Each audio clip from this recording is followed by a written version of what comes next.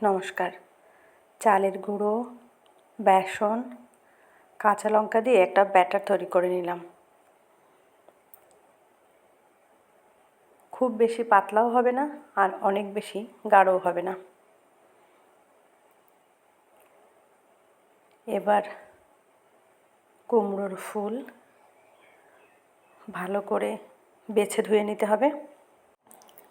গ্রাম বাংলায় আমাদের খুব জনপ্রিয় একটি খাবার খুদের ভাত, তার সাথে মাছ ভাজা, কুমড়ো ফুলের বড়া, আলু ভাজা, এসব দিয়ে একটা সুন্দর জম্পেশ খাবার আমরা গ্রামের লোকেরা প্রায়শই খেয়ে থাকি।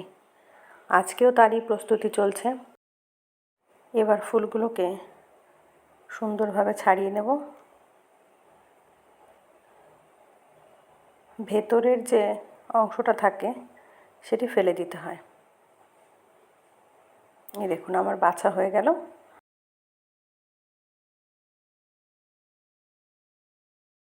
এইভাবে কুমড়োর ফুলগুলোকে বেছে নিতে হয়, আর ভিতরে পোকামাকড় থাকে কি না সেটি ভালো করে দেখে ভালো করে ধুয়ে তারপর বড়া তৈরি করতে হয়।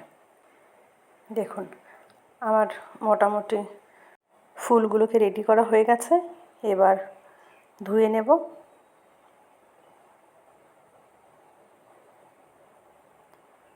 ভিতরটা বাইরেটা ভালো করে সুন্দরভাবে ধুয়ে নিলাম।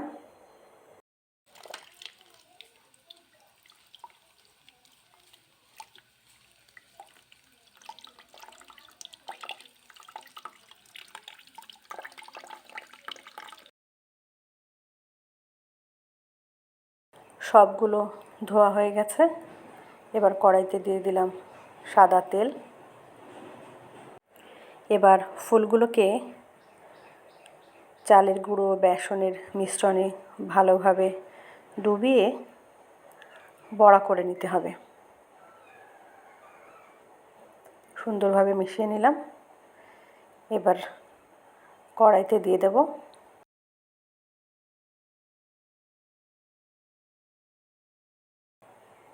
দিয়ে দিলাম।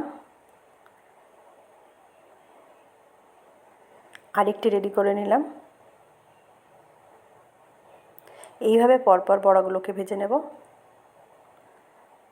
যেটা কড়াইতে দিয়েছিলাম সেটা কিন্তু প্রায় হয়ে গেছে, একবার উল্টে দিলেই হয়ে যাবে। দেখুন, মোটামুটি হয়ে এসছে। এক পিঠ কত সুন্দর রেডি হয়ে গেছে দেখুন। এই পিঠেও মোটামুটি হয়ে গেছে। এবার নামিয়ে নিতে হবে।